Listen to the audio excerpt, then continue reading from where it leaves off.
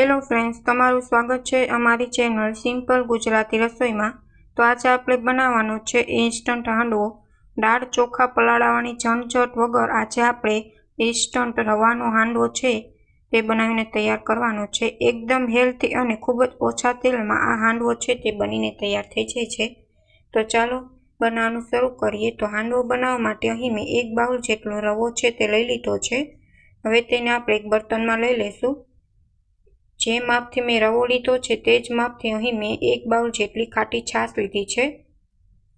તમે છાશની જગ્યાએ દહીં પણ લઈ શકો છો। હવે આપણે સારી રીતના હાંડવો બનાવવા માટે બેટર તૈયાર કરી લઈશું।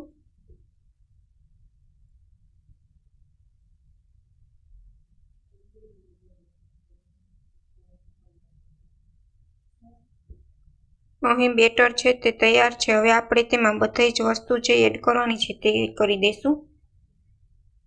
જેમાં સૌથી પહેલા આપણે 1 ચમચી જેટલો ચણાનો લોટ ઉમેરી દઈશું। ચણાનો લોટ ઉમેરવાથી હાંડવામાં ટેસ્ટ છે તે સરસ આવે છે। થોડું પાણી એડ કરીને સારી રીતના બેટર કરી લઈશું। હવે બેટર તૈયાર છે, તમે જોઈ શકો છો। બેટરની કન્સિસ્ટન્સી છે તે મેં સહેજ થીક રાખી છે, કેમ કે હજી વેજીટેબલ આવશે એટલે બેટર છે તે ગાઢું થઈ જશે, એટલે બેટર છે તે પહેલેથી જ થીક રાખવાનું। હવે અહીં મેં છીણેલું ગાજર, મરચાં, ડુંગળી, આદુ લસણની પેસ્ટ અને લીલા ધાણા લઈ લીધા છે।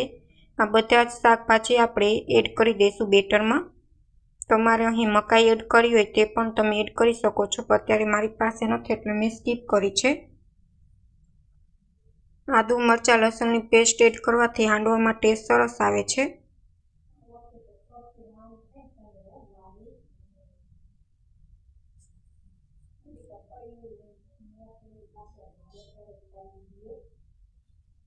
સારી રીતના બધું જ મિક્સ કરી દેશું હાંડવામાં।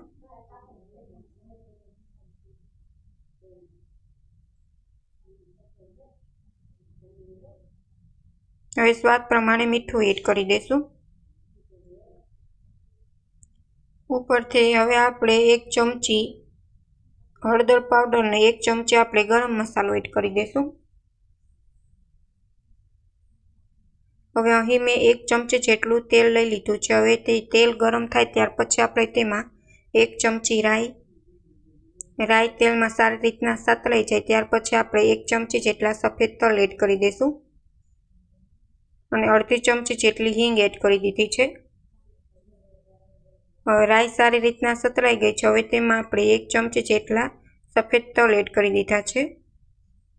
બધું જ ગરમ તેલ છે તે આપણે એડ કરી દઈશું બેટરમાં અને સારી રીતના મિક્સ કરી દઈશું।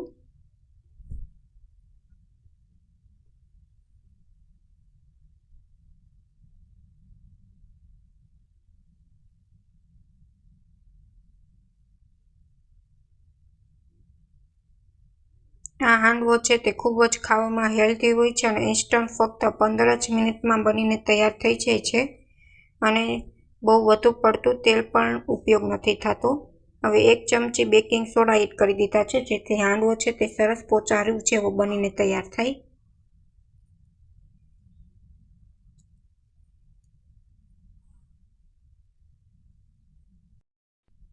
હવે બેટર આપણું તૈયાર થઈ ગયું છે। હવે હાંડવો બનાવી લઈશું।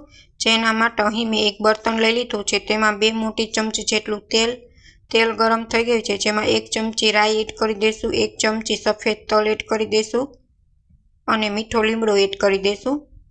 આ બધી જ વસ્તુ તેલમાં સારી રીતના સતળાઈ જાય ત્યાર પછી આપણે જે બેટર બનાવેલ છે તે એડ કરી દઈશું। હાંડવો તમારે જે પ્રમાણે નાની કે મોટી સાઇઝમાં બનાવવો હોય તે પ્રમાણે તમે બેટર એડ કરી શકો છો।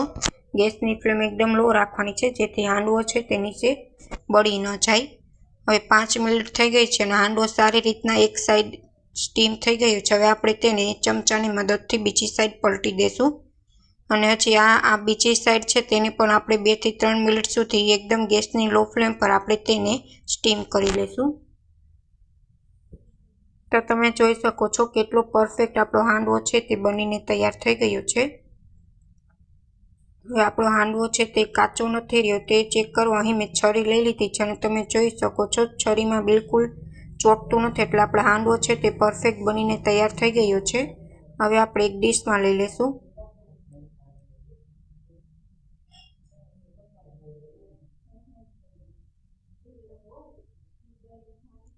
હવે આપણે છરીની મદદથી 4 ભાગમાં હાંડવાને કાપી લેશું।